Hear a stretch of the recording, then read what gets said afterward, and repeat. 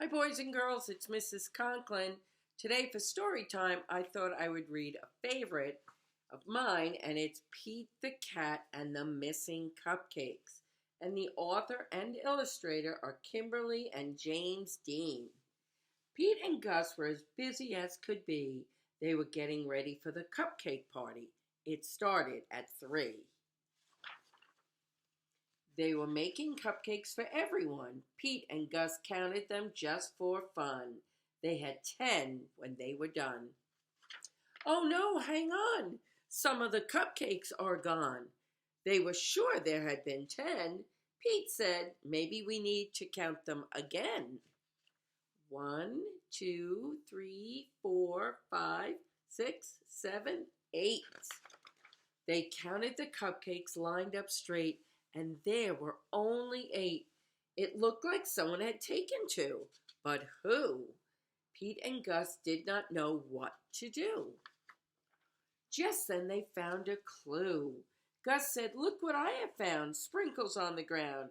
I bet it was Squirrel. She loves sprinkles." Squirrel said, "It wasn't me. It couldn't be. I've been at the spelling bee." "Oh no, more cupcakes are missing. Come and see." 1, 2, 3, 4, 5, 6. This was too weird. 2 more cupcakes had disappeared.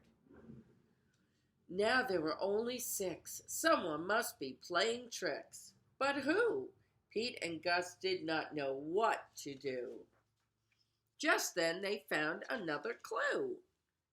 See the footprints? Pete said, "I bet it was Alligator. He loves to eat." Alligator said, "It wasn't me. It couldn't be. I've been learning my ABCs. Uh-oh, more cupcakes are missing. Come and see." Now there were only 4. 1, 2, 3, 4.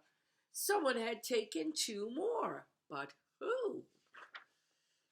Pete and Gus did not know what to do. Just then they found another clue. "I bet it was Turtle," said Pete. "I know Turtle loves sweets." Turtle said, "It wasn't me. It couldn't be. I've been swimming in the sea." Uh-oh, more cupcakes are missing. Come and see. Oh no, they're all gone. Pete and Gus did not know what to do. They started looking for another clue. They found Grumpy Toad with icing on his face. Pete and Gus had solved the case. "I am so sorry, it was me. I could not stop with just one. I ate and ate until there were none." Everyone agreed Grumpy Toad would have to miss the fun. He could not come after what he had done. Pete said, "But wait, Grumpy Toad made a mistake. This is true. Let's give him a second chance. That's what friends do." Pete told Grumpy Toad they would give him a second chance. He was so excited, he did a happy dance. The night of the party was so much fun. Grumpy Toad brought more than enough cupcakes for everyone. See, and they were all happy.